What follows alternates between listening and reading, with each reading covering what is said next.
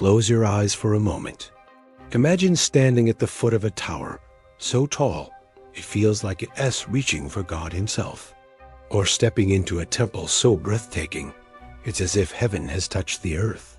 These aren't just stories from the Bible. They read mysteries that grip our hearts and spark our imaginations. Thousands of years before skyscrapers or space stations, ancient people built structures so incredible they defy explanation.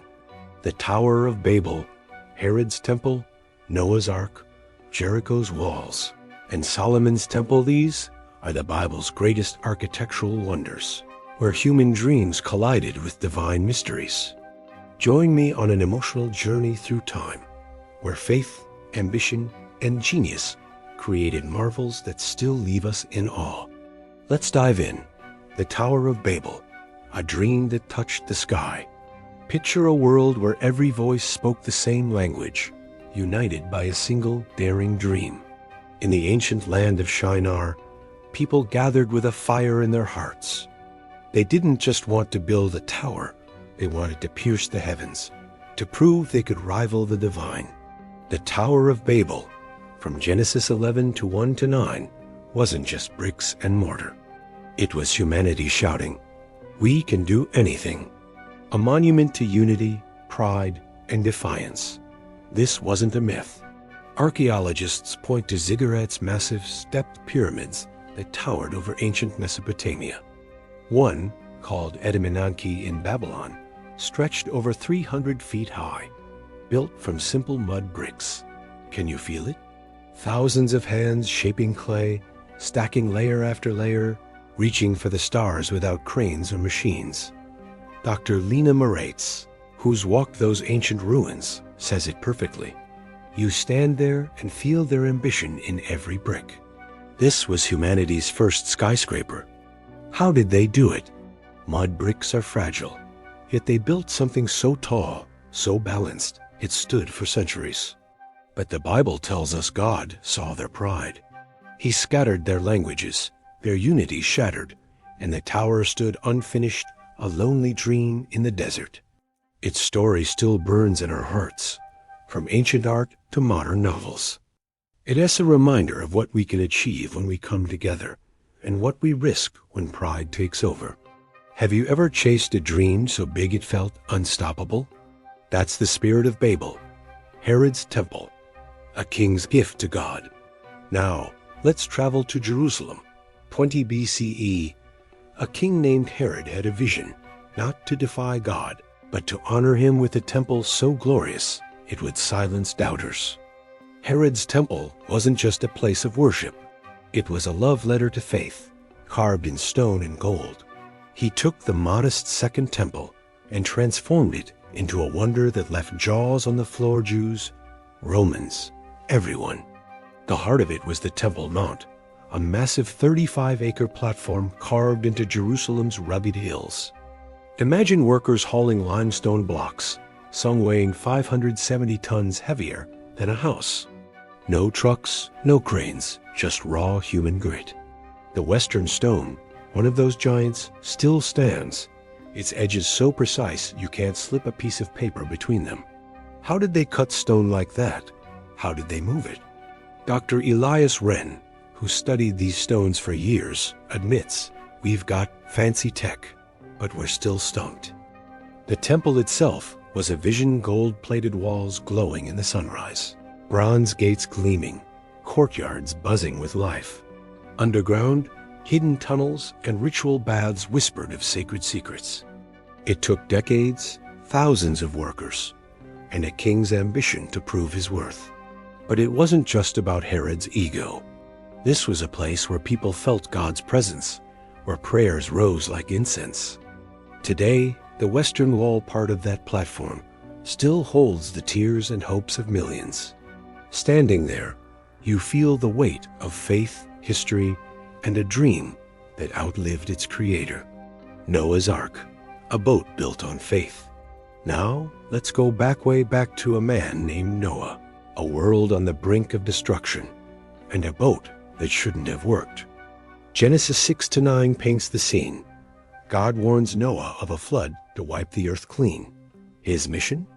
Build an ark to save his family and every animal. This wasn't a raft, it was a beast, 450 feet long, 75 feet wide, 45 feet high, with 3 decks and a side door.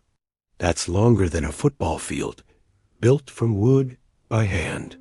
Here's what gets me. Those measurements aren't random. They're eerily perfect for stability. Modern engineers tested them and found the ark could handle waves taller than houses. A Dutch man named Johann Hubers built a full-size replica, and when you see it pine and cedar stretching into the sky, you feel Noah's story come alive. But think about it, cutting thousands of trees with stone axes, shaping planks without power tools, keeping a wooden ship that size from leaking, and then feeding animals, cleaning stalls, keeping air flowing for months. It's mind-boggling. Some call it a legend, a symbol of hope. But the details are so precise, and flood stories echo in other ancient texts, like the Epic of Gilgamesh. Was there a real flood, maybe in the Black Sea thousands of years ago? People still climb Mount Ararat, chasing clues. Whether it's fact or faith, Noah's Ark is a story of one man's trust in God, building the impossible to save what mattered most. What would you risk everything to save? Jericho's walls. When faith shook the earth.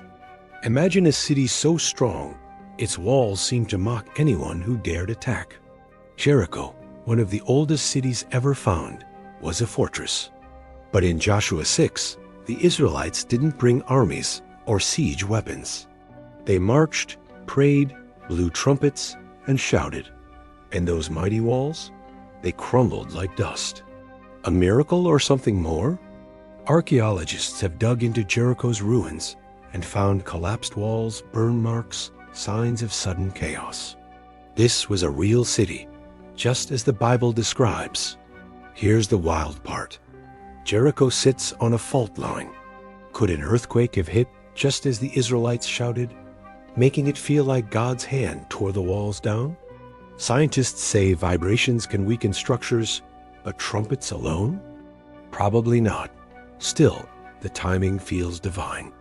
They even found houses built into the walls, just like Rahab's home in the story. The dates are messy. Some say the walls fell before Joshua's time, but the evidence is haunting. Standing in Jericho's ruins, you can almost hear the trumpets, feel the ground shake, sense the faith that toppled a city. It's a story of belief so strong it changed everything.